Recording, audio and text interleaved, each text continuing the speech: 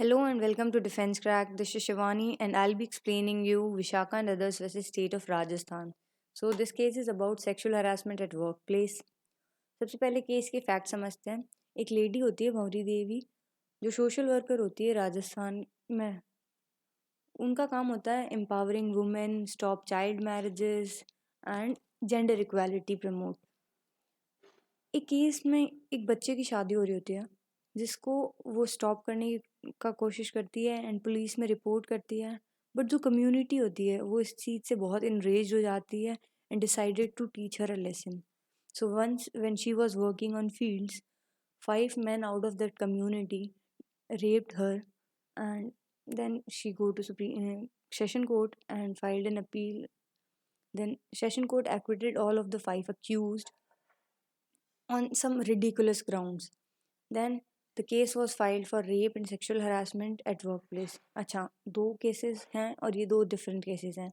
और जो rape case है वो पहले सेशन कोर्ट में फाइल होता है और उसके बाद रेप केस को अगर अपील करनी हो तो हाई कोर्ट में करेंगे. तो ये केस सुप्रीम कोर्ट का क्यों है? Because for sexual harassment at work place ये केस फाइल किया था एक NGO led by Naina Kapoor ने. ये केस था आर्टिकल 32 के अंडर. आर्टिकल 32 के क्या होता है? आर्टिकल 32 में फंडामेंटल राइट्स अगर आपके ब्रीच हो रहे हैं तो आप सीधा सुप्रीम कोर्ट जा सकते हो रिट्स के लिए अप्लाई कर सकते हो.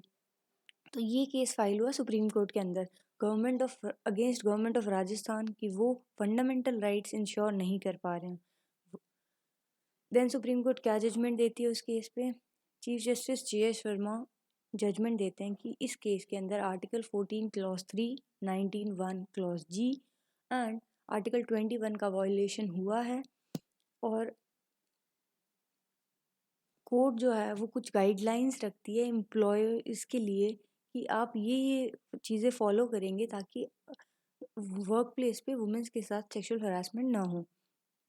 देन जजमेंट आती है. जजमेंट में the court also suggested having proper techniques. Court बस ऐसे नहीं बोलते था कि आपको बस ये सब चीज़ें करनी है. कोर्ट उनके लिए प्रॉपर गाइडलाइंस देता है कि आप 3 member कम्युनिटी बनाएंगे और उस कमेटी के अंदर इतनी लेडीज़ होंगी और उस कमेटी में ये होना चाहिए और किस तरीके से वो केस आगे जाएगा. ये सब चीज़ें भी कोर्ट बताता है एम्प्लॉयर्स को कि आपको ये सब ऐसे से फॉलो करना है. फिर इस जजमेंट का मेन ऑब्जेक्टिव ये था कि सुप्रीम कोर्ट इंश्योर करना चाहता था जेंडर इक्वालिटी और वर्क प्लेस पे वुमेन्स के साथ डिस्क्रिमिनेशन हटाना चाहता था. फिर अब उस टाइम पे इंडिया के अंदर वर्क प्लेस हरासमेंट के लिए कोई भी लॉ नहीं था. सो सुप्रीम कोर्ट इंटरनेशनल लॉज को रेफ़र करता है. अच्छा, ये इंटरनेशनल लॉ को सुप्रीम कोर्ट कभी भी रेफ़र कर सकता है? नहीं, ऐसा नहीं होता है. Article 51 clause C and 253 article and entry 14 of union list, इन सब को जब एक साथ पढ़ा जाता है तो इससे ये समझ के आता है कि जिस टाइम गवर्नमेंट कोई लॉ, स्टेट का कोई लॉ नहीं है और या फिर सेंट्रल गवर्नमेंट ने कोई लॉ नहीं बना रखा है किसी केस पे और सेंट्रल गवर्नमेंट ने कोई ट्रीटी साइन कर रखी है तो उस ट्रीटी से कोई क्लॉज उठाया जा सकता है जजमेंट के लिए और इवन एज अ लॉ.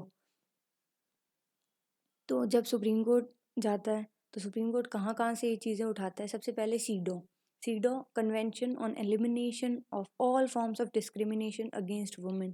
इस ट्रीटी के आर्टिकल 11 और 24 से कुछ आर्टिकल्स कुछ चीज़ें उठाता है और जनरल रिकमेंडेशंस ऑफ सीडो.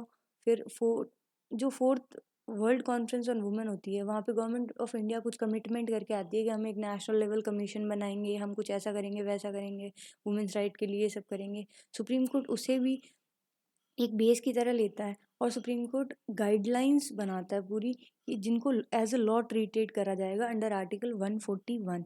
अच्छा, आर्टिकल 141 क्या होता है? I will tell you in the end of this lecture. This is all about कि जब तक कोई गवर्नमेंट लॉ नहीं बना देती किसी चीज़ पे तो सुप्रीम कोर्ट ने अगर उस पर कोई जजमेंट दे रखा है तो उसको एज अ लॉ ट्रीटेड करा जाएगा. फिर आते हैं सेक्सुअल हरासमेंट पे. For the first time supreme court ने क्लियरली डिफाइन किया कि what will be called sexual harassment. It will not just to be physical contact, it will also be demand or request for sexual favors, it will be sexually colored remarks, showing pornography and any other unwelcome physical, verbal or non-verbal conduct of sexual nature. ये clearly first time define हुआ था किसी law के अंदर कि sexual harassment होगा क्या। फिर इस केस को ब्रीफली अगर देखें तो ये केस बहुत ही इम्पॉर्टेंट है in the history of sexual harassment, because इससे पहले इंडिया में कोई भी लॉ नहीं था वर्क प्लेस के सेक्सुअल हरासमेंट के लिए।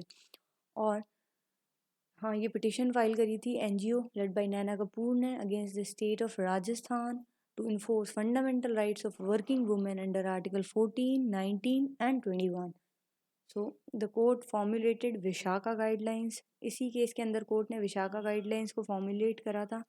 वो गाइडलाइंस एज अ लॉ काम करी for sexual harassment of women at work place. कब तक? दे गॉट सस्पेंडेड इन 2013 जब उन पे एक एक्ट आ गया, sexual harassment of women at work place prevention prohibition and redressal act 2013।